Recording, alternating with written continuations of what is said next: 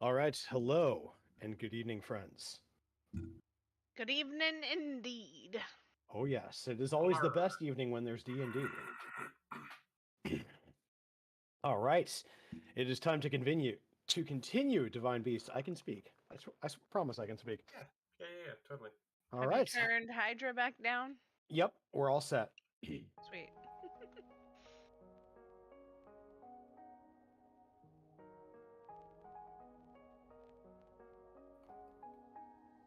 Okay. Excellent. Oh, the dog is angry again at probably Ted, but that's okay. Also, I named the raccoon under our porch. He's Ted. That makes sense. Ted Mark II. All right. So how are all of you doing tonight? Magnifico. Better now. Hey, Gunyo. thank you. Thank you. You did it. I'm so safe. No, Hey. that was Joe. Oh, that was Joe. Boomer taught Joe everything that he knows about safety. Oh, all right. Gotcha. And not That's just why safety, you guys went to visit. but the ability to brew safe tea. All right. So yeah, is everybody feeling good, ready to go? Solid. Do this. Kim's lights are off, so I feel like somebody is imminently going to die. Oh, that's me. I'm next. I'm next. Oh no, I'm sorry.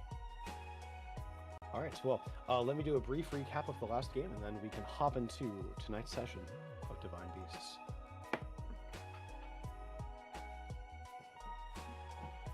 So, at the last session, you all had kind of a chance to take some time for yourselves after meeting with Captain Lee. And you got a little introspective on the current state of things.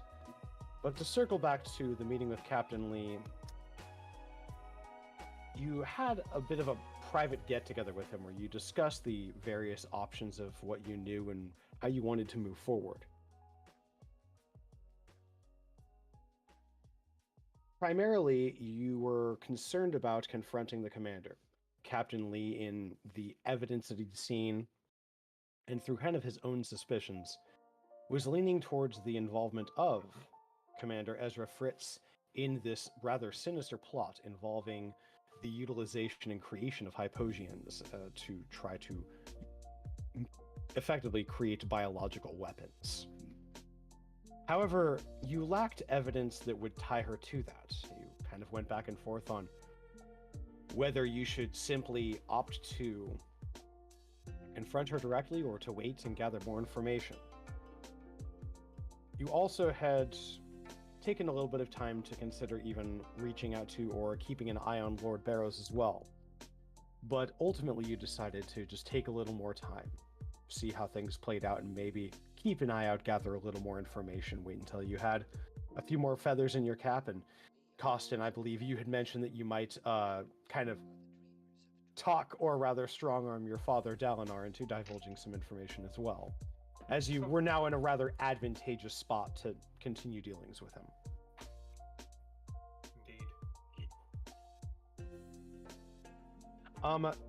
You all kind of had introspective moments, thinking about perhaps wanting to break the cycle of violence, as Shael did when she met with Arha, the headmistress of the Sapphire Skies Academy. That desire to not just build a future for the sake of having one, but to build a future for a tomorrow that actually could be better than simply continuing the endless cycles of violence. For Torin, to break the cycle of all too often being too weak, you began to train with that magical hand axe that you had, but this time finally listening to that voice and dedicating yourself to becoming stronger so that the next time a threat came, you and those around you would be safe. Learning from an ancient warrior named Joe, the master of safety. Orica, you were brought back to thoughts of the Sunless Siege, to the trauma and the pain and the loss that you had experienced at those times. But you also got a reminder through the quick intervention of Thickbird that all of that was in fact behind you. That perhaps, if step by step, day by day, you continue on your journey forward, that there may be a brighter future free of that conflict. And last, our session ended with Costin. You had taken some time to go to the outer ward of Darugo's Reach, to take a chance to walk among the common folk, those that you have sworn your life to serve. To really get a moment, some time to take in their plight, to understand what their situation is, what their struggles are. And it was there that once again you met with the familiar face, Caden, the one who had led the Iron Griffins, once an adversary of yours. But today you had spoken in bonds of friendship as he took you to a public soup kitchen when you got a chance to help out.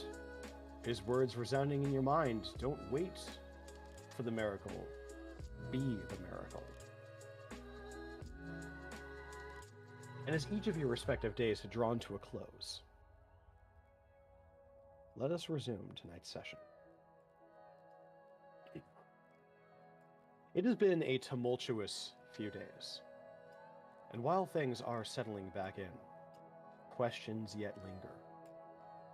Just who was behind all of this? What could be done to repair the wounds dealt to the city, to the lives lost? Each of you had taken some time for yourselves, to find your own place in the bedlam caused by the machinations of some sinister manipulator. But just as the winds flow from land to sea, so too must your journey and your lives continue. It is the next day, each of you having had a chance to rest up. For all intents and purposes, we can consider a long rest if any of you are missing any resources. But let's go ahead, let's check in and see what everybody's going to do for the day. Let's start with Shael. I haven't thought about this at all. I believe... If you'd like, I could go to somebody else. Yes, please. That'd be great. Austin. Oh, we have a volunteer. Fantastic.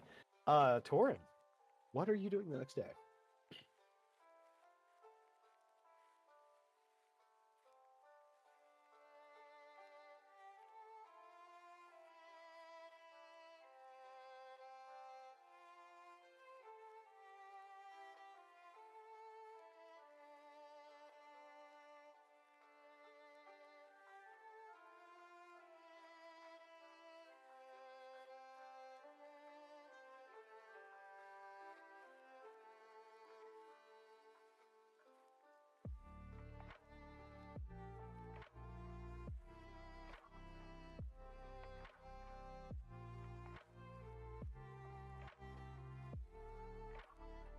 All right.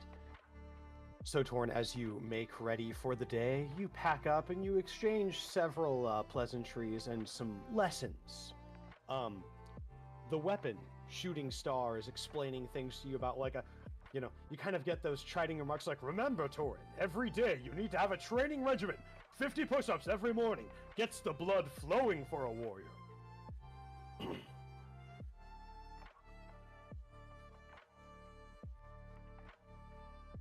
But you're the one who... Most of your morning consists of back and forths like that. Let's check in with, Costin.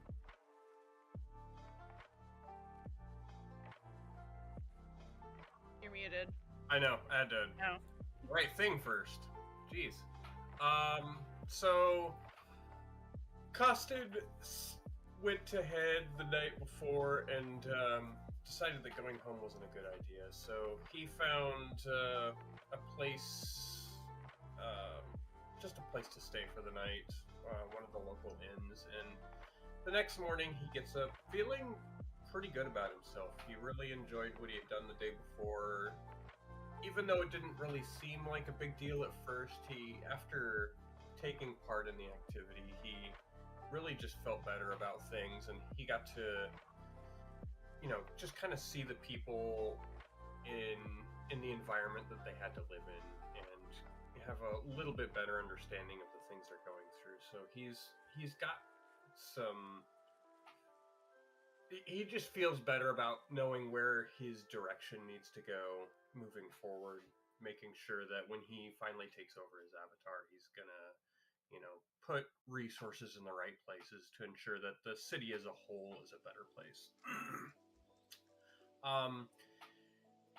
Knowing that there weren't any set plans for the day, he takes his time getting up, goes and just has a light breakfast in the morning, whatever they happen to be serving at the inn, and then probably gonna do the same thing. He's gonna find a way to get together with his comrades and figure out what step they need to take next. So he just takes an easy morning and then departs midday to look for his friends. Excellent. You enjoy a nice meal of freshly squeezed juice and some steel-cut oats with a variety of berries mixed in, served with a side of some kind of like toasted bread and butter. It's kind of light, but filling enough that you feel energetic as you begin your day.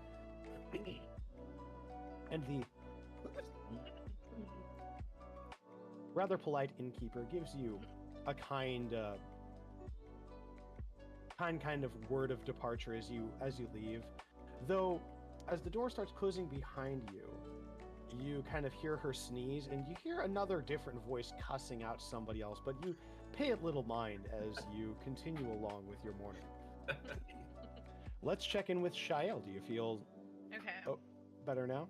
Yeah. So if Excellent. I'm trying to remember, she didn't get much chance to study much else than the method, or I forget what I left off studying. I know I was studying something. Was it just what she usually, like, her specialty of inherent magics and stuff?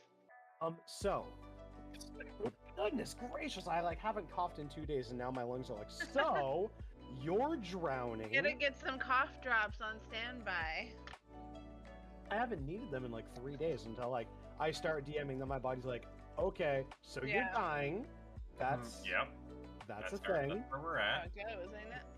So, the particulars that you were researching, I should have written it down. so you were researching kind of different types of Empyrean gems, but also primarily you were studying the different formulas of magic. Yeah. Okay, that's what I thought.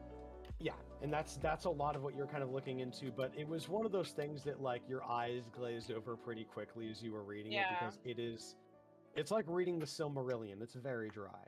Mm-hmm. So yeah, she today, after a little bit of that and just knowing that the creation of Empyrean gems is far out from the present time, according to the headmistress, she's gonna turn her attention. She's gonna go to the library of the academy and grab some history books, history of not only the avatars of Darugo, but of the other nations as well, if there's any of that, and check those out and bring them back to her room. Excellent. So you pick up different books. One of them is the 7 Pillars of Wisdom. That is detailing the last 7 avatars of Ephropolis. There's another one of Earth and Stone. Sorry, what was the last 7 avatars of where? Of Ephropolis. That is from Ephro, the dragon of the mountain. How do I spell Basically, Fire City. Ephro. Y-F-R-O. Way off. Ephro Palace? Polis. P-O-L-I-S. Okay. Palace. book? Of Earth and Stone. That details a couple things about some of the past avatars of Visha's hold.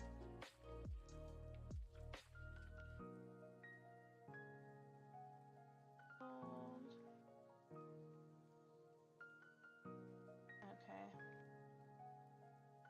And then the last is History of Basalk City.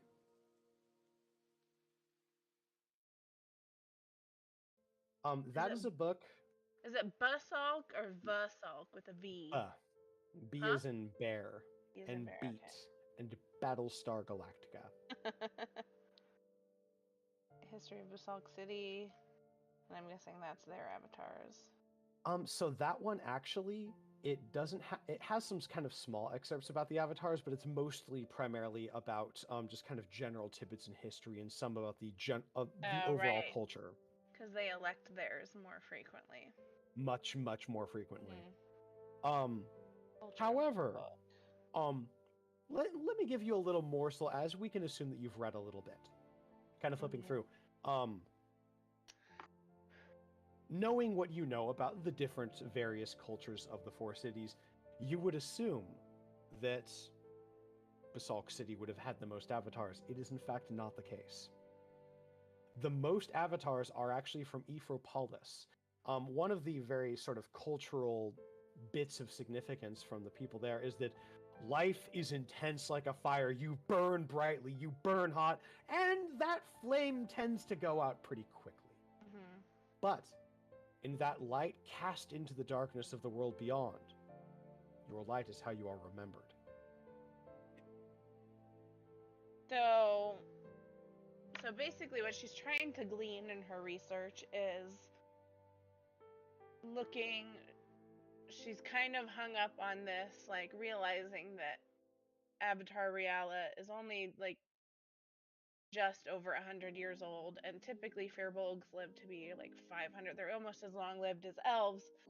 So she's really like trying to figure out if in her studies, like if this is a increasing problem, like the more avatars come along, like each one has a shorter life, each one's lifespan is chopped more than the last, or if it's like a consistent like fraction, or what the dealio is. Why are they not meeting?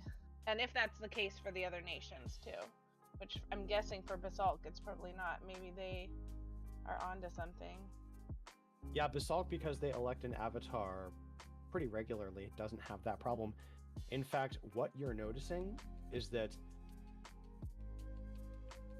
it's real, and you notice even going back through your the avatars of Darugo's Reach, though lifespans vary, even with the four you've had considerably. Visha's hold has only had very few as well. Lifespans mostly seeming regular. There's not really enough usable data regarding Basalk and Ephro, however. Okay. But so that will kind of resolve your morning. So, Let's. Okay. So, what else? What but else at would you least, like to know? at least for ours, for her knowledge of what she has, I'm assuming she probably has the most just internal knowledge of the history of Darugo because she went through the public school system of Darugo's Reach. Okay. Is it like that question of, is it like a fraction that's from each of them, or is it like an increasing? That didn't get answered. And is it going to, or is she going to have enough data to even compare? Like, is Riala's lifespan cut more significantly than, I forget who came before her. So as a matter of fact, oh damn it, 1 second. So the avatar that came before her, Avatar Tethris, so they actually served for a good 120 years or so. Now, Tethris, being a dwarf, was very, very old at the time that he died. But there was no indication of any particular lifespan issues with them. Okay. He served for how many years? Sorry. He served for just about, let me math that out again. I wrote down the eras, the ages, but not an actual number. So let me calculate that for your intents and purposes real quick. So that will be served for about 79 years. But like was not young necessarily. Like Okay. not he wasn't old when he began as Avatar, but you know, was a good middle-aged dwarf at the time that he had ascended. Okay. So why is Riala already sick? Or fading or whatever? That's gonna be something to figure out. Alright, thank you. No problem. And with that, let's lastly turn our attention to Oriko.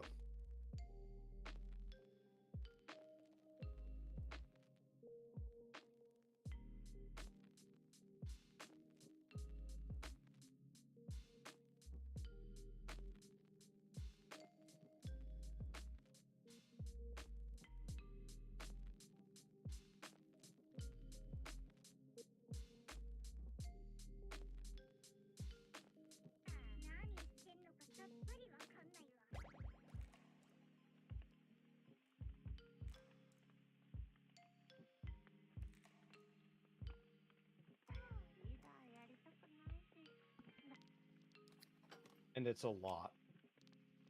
You have to feed Thickbird like a lot.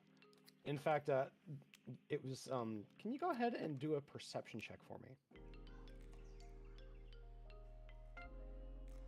And if could I please also get you to pair that with an insight check?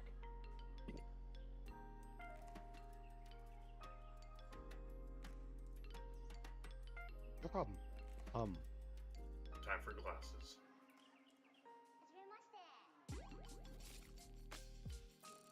So, as you're kind of going and as one who is one of the scouts, you of course are allowed to get you're allotted a certain amount of food for your kukukuda, but you kind of spot as you're getting the rations for Thickbird, the stable master is crying after delivering all of the food for Thickbird. And you could just kind of hear them muttering like, "This is going to put me out of business, I swear. That bird eats so much." The other one kind of looks at them, trying to give them a comforting hand on the shoulder. "It'll be all right. I'll maybe talk to the higher-ups, see if we can't get some more food for the kukukudas.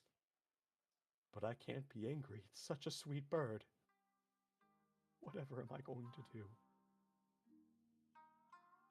But ere long, you return with the food for Thickbird, who devours it in, even for Thickbird standards, an impressive amount of time.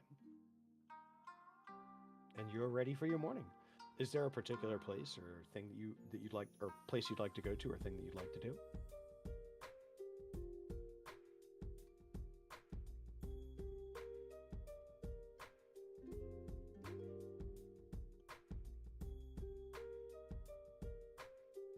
Absolutely. Okay. Were you going to just walk into town, or did you feel like taking the trolley?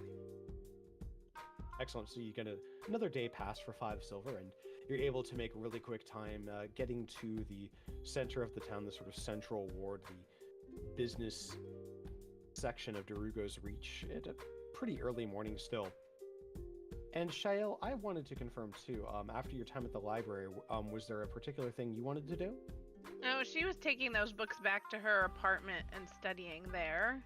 Awesome, okay. And she was probably just, I don't know, she doesn't have a way to reach them, and she wouldn't know what inn Costin's at, so she's just going to stay home and wait for people to find her there. She'll have her breakfast and drink tea and read until her eyes bleed. Excellent. Well, let us turn our attention then to, as Oriko, you get off the trolley somewhere around the middle of town. As you know, it's kind of going along, and you're just kind of looking out, and you swear that you spot Torin walking down the street.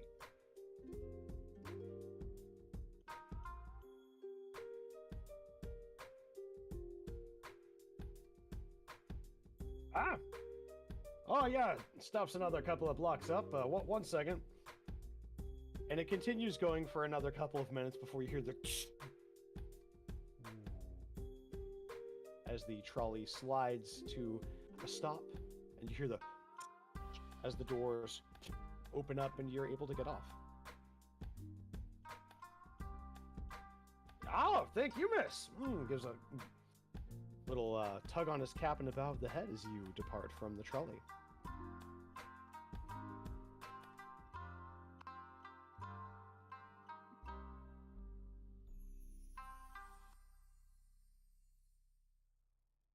Tell you what, can you do a perception check for me?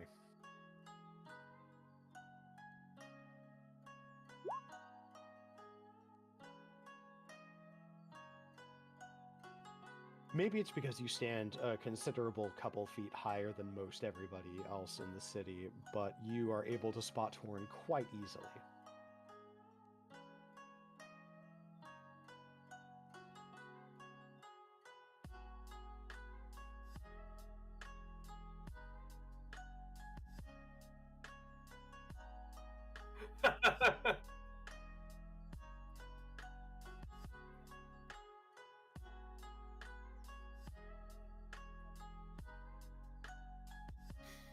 What?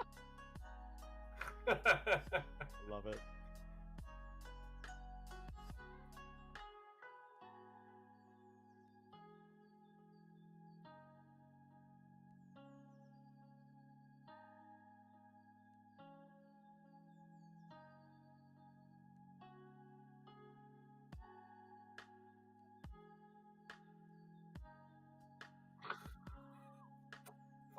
Thanks.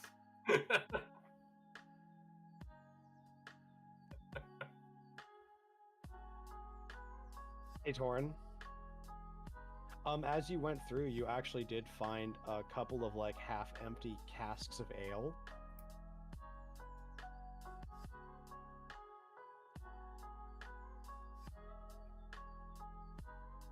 Just empty the water skin, fill it with ale. All right, get the day started right. Yeah. You shredding.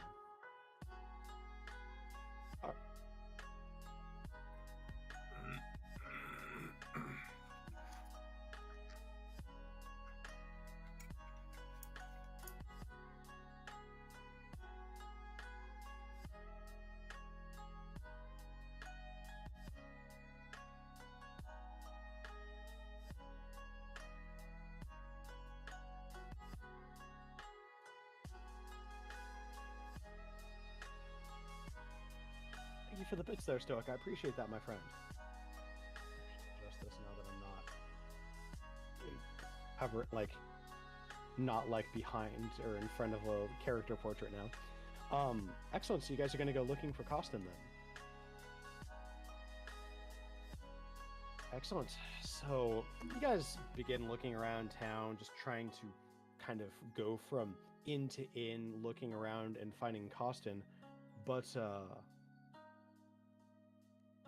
you're kind of sticking to the main street, going from business to business, poking in a little bit, looking around. But as you're looking, you almost feel as though you're being watched.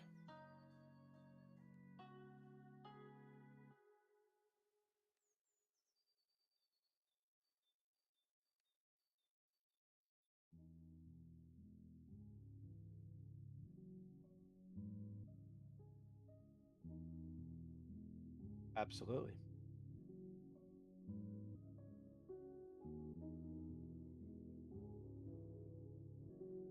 Oriko, you are looking around and you catch a figure out of the periphery of your vision, spinning around just in time to catch it, but Torin, unfortunately, you are caught unawares.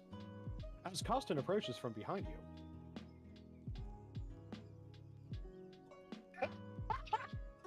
God damn it.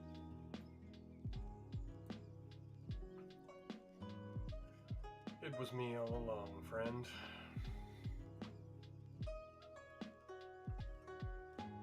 That's weird. I mean, maybe not. But they had good soap at the end.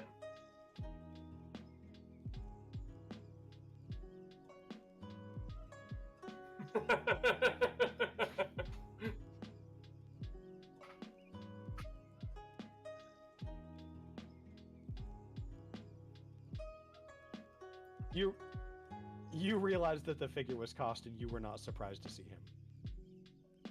Yep. It was me all along. It was always Costin. It was always me.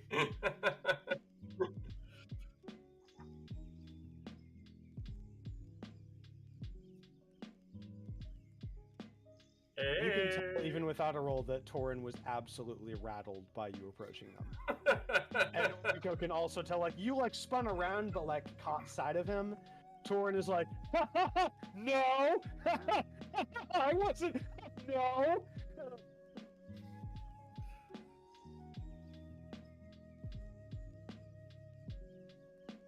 Well,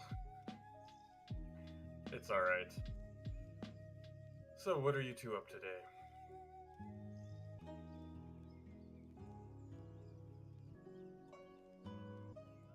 Huh? No, actually, I'm doing quite alright today.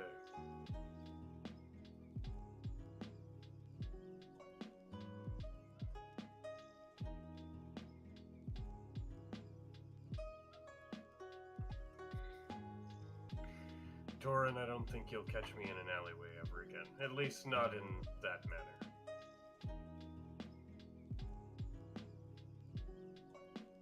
What manner will he catch you in an alley? I mean, you know.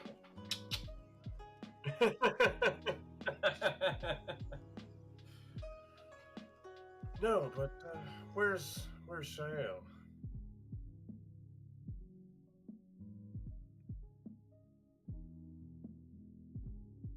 Oh, of course. Don't want to go anywhere without her.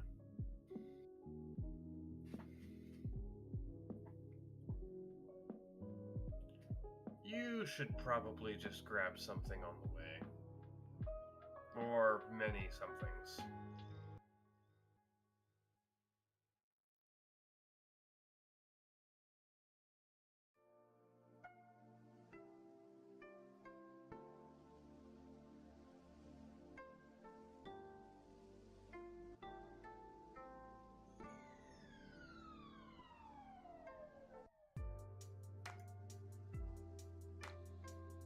Best to just bring something already prepared. But sure, they were actually very good.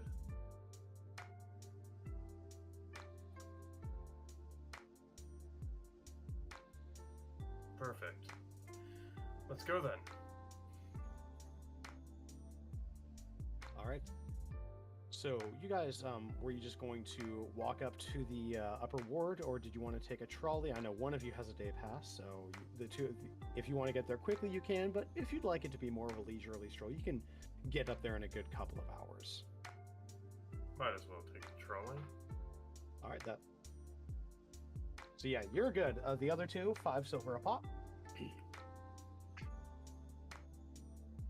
Nope. However, now that you've bought it, anywhere you need to go all day, you get unlimited rides. Yeah.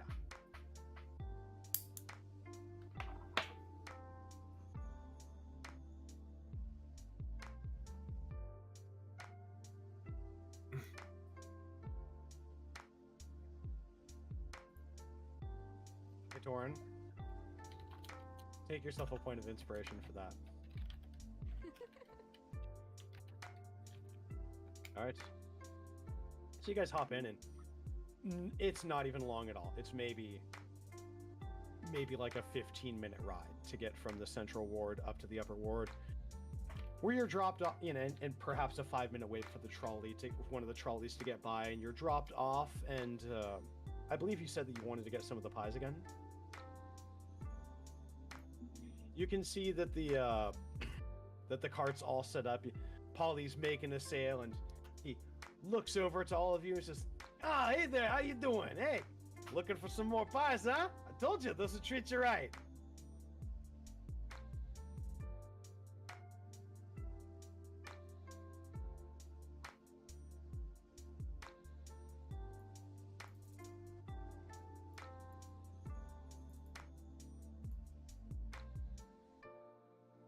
He's like, all right.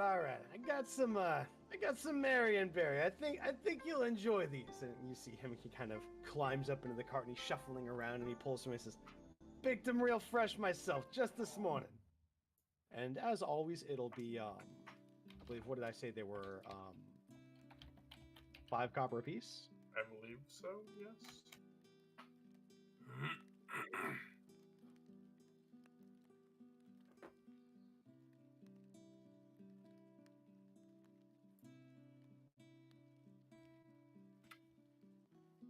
Yeah, you having yourselves a get together or something? Don't often sell myself about 8 pies right out the gate in the morning, you know.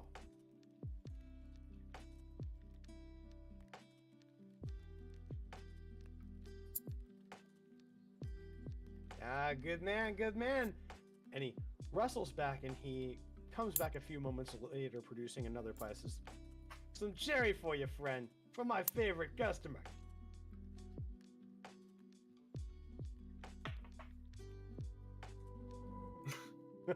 All right, fine.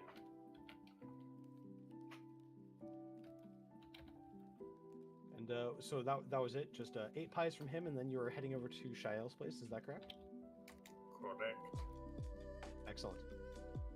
So, it's not a very far walk before you reach the familiar building of the dorms near Sapphire Skies Academy. And at this point, simply from memory, you're pretty easily able to make your way over to Shael's apartment, and you give a small knock at the door. And Shael, you're kind of pulled from your reading as you hear a rather unexpected knock at your door, but given the amount of time that you've known your comrades, it's not entirely unexpected. Yeah.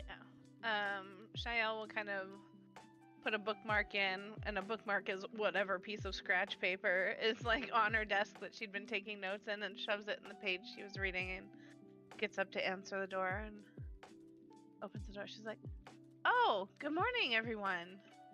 I'm so glad to see you all. Come on in, come in. Thank you.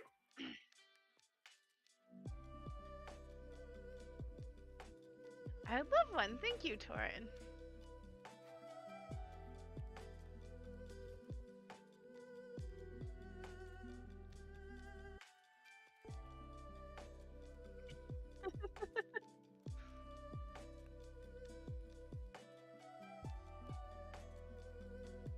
Thank you very much, sir. So as you guys crack into the pies, would you like the good news first or the bad news? I love bad news. I don't know what bad news there can be when we're eating pies. The bad news is it's a little bit awkward as you like bite in and you're like, the berry juices, they remind me of a summertime dip at the lake. Your clothes explode off. Oh wait, this is good news. This is good Food news. Wars, baby. No, no, you crack in and the Marionberry pies are delicious and flavorful, and there's a perfect balance of sweetness from the syrup and like a little bit of tartness from the berries that make it a delectable breakfast treat. Even Costin, who was already a little bit full, oh, no worries, Katie Lady. What? I think you're one of the people that contributed, so it's like, oh, they need to. I don't care. I'm gonna do what I want. Well, Do thank whatever you very I much. I want. appreciate it either way. I just don't want you I to. have a permit. Aha! No, you'll find. All of a sudden, Ronick just walks in. It's all right if I'm here. You'll notice that I have a permit. This just says I do what I want. Thank you for the lurk there, friend. Aw, Joe, thank you so much for the 500 bits. And Travlov, thank you for the 100 bits. Aw, you guys, thank you so much for the hype train. You guys Bits are amazing. everywhere. We had to get it to 1 at least. Well, I don't know if you appreciate can it. read that. Here's my permit. I do what I want. All right. Thank you very much for the bits there. I appreciate that, Kim. Aw, dude. Vector, thank you so much for the bits. Oh my God, Bidoof, thank you for the gifted subs, my guy. Oh my gosh, y'all. Hype train! Oh my gosh, you guys, thank you so much. You guys are the best. Toot toot, motherfucker! Goodness gracious. Okay. So anyway, yeah, everyone's kind of getting comfortable and having their pies, Shael is like, can I get anyone some tea? I just heated up a kettle for myself. I'll pass, but thank you.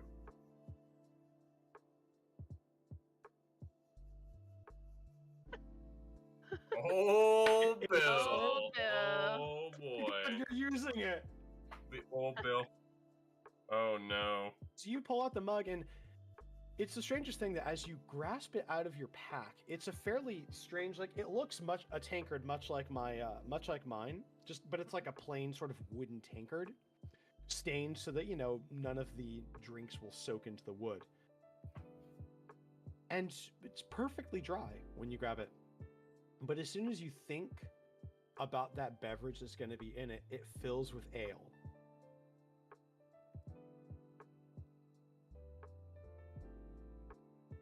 As Shael comes over with the kettle to pour the tea, she sees it's full of ale. It's a little early, isn't it, Orico? No judgment, but You should probably pass that to Torin.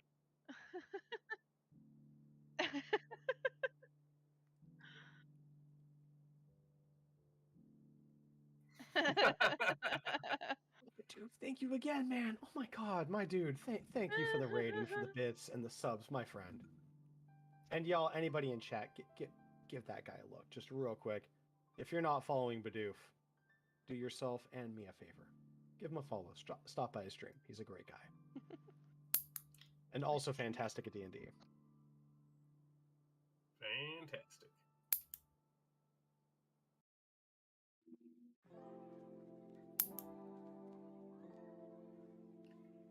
Like a champ.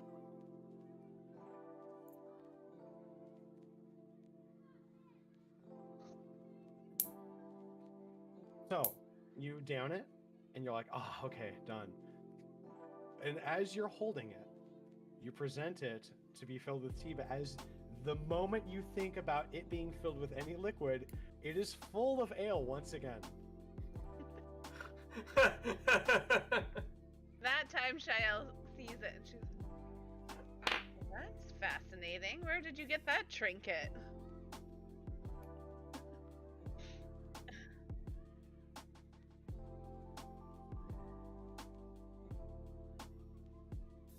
Why don't I get you one of my cups that won't do that?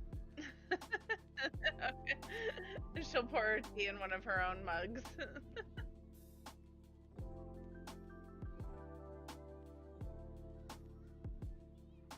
What? Yeah. Waste not, want not.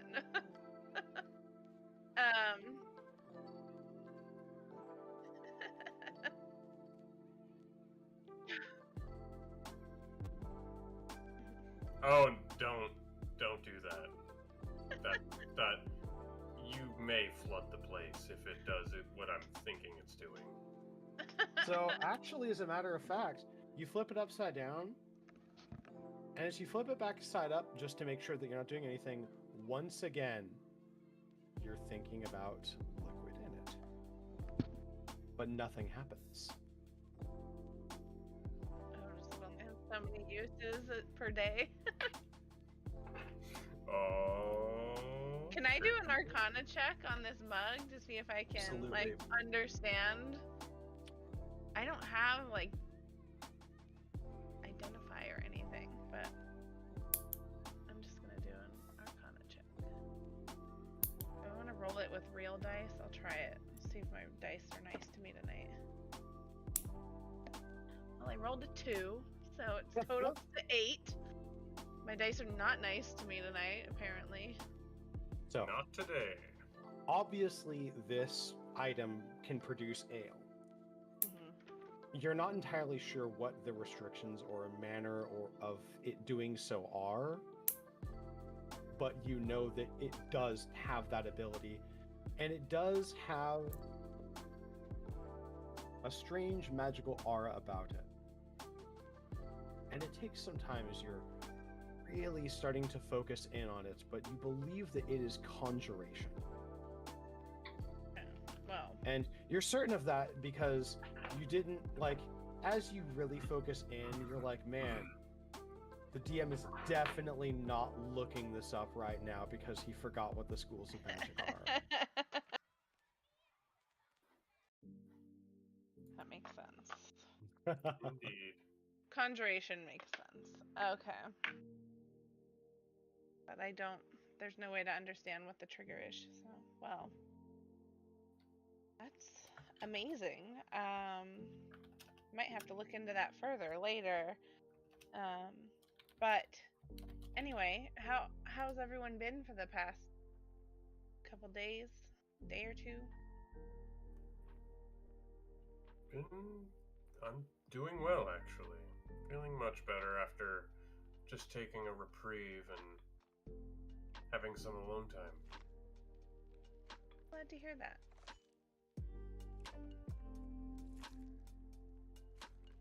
What about you two?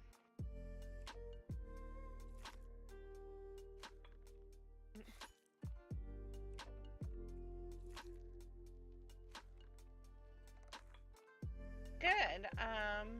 I talked to the headmistress about that book I found and what she's been able to deduce from it. And it doesn't seem like creating Empyrean gems is anything we're going to be able to immediately do, but the fact that it's possible in the future is at least hopeful. And then, I just started looking into the politics and things of comparing the other beasts to the politics and cultures of our own. What is it you were looking for exactly, if you don't mind me asking? Well, I was thinking about Avatar Riala and how it really... It just seems odd to me that she's aging. She appears to be aging quicker than the average Furbolg. And, I don't really know what your entire lineage is, Costin, but I assume human, and that doesn't necessarily lend to a long life as it is. If there was something that was about that role that was making her age faster, I wouldn't want that to befall you. Interesting. I never actually thought about that.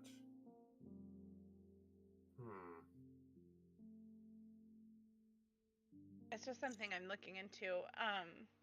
Avatar Tethras actually, he served for 79 years, and he had a pretty typical lifespan for a dwarf, so I wonder, it might just be her, and then there's not really any consistent data from the other regions. As Koro told us, they elect avatars every few years in Basalk City, so obviously they're not seeing any drastic reductions in lifespan of their people. But in Ephrapolis, it's those guys are there for a good time, not a long time. We'll just say that in general. Not necessarily the avatars, but Take a point of inspiration for that. and not limited to the avatars, but that's their culture in general, is that they are a passionate people. Right. So what you're saying is with a human having a typical lifespan of around 80 years, give or take, and I'm already in my 20s, I could maybe only live another 20 years.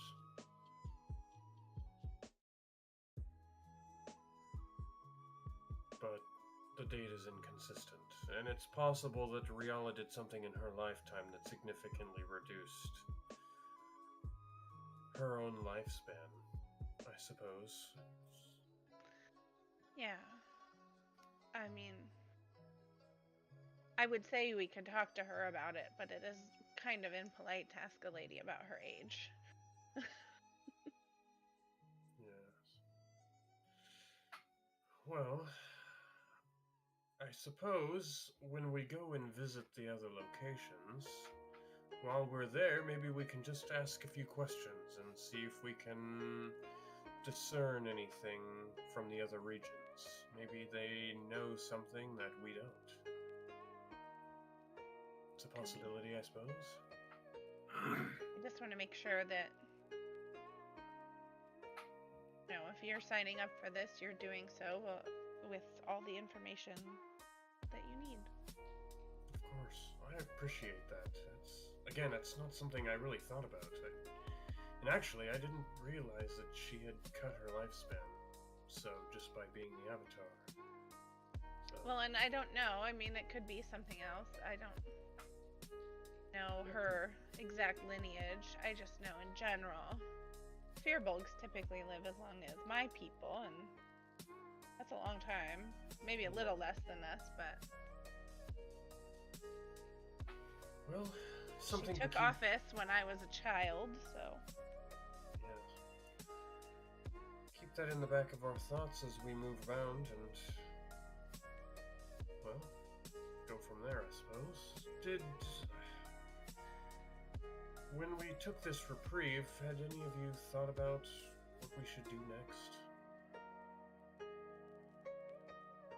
I know it's not something we want to think about, but we have a lot on our plate that we need to take care of, and we can't just let it sit. Yeah, I agree.